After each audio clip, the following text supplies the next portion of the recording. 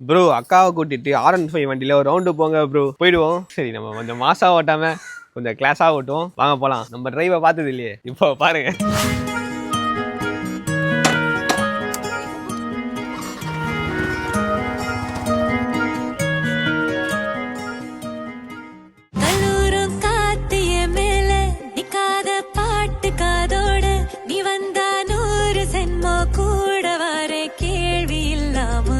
மூச்சு சூடு காத்தோட உன் கையின் ரேகத்தோளோட என்னோட ஆதி அந்தம் கோடி சொந்தம் ராணி உன்னோட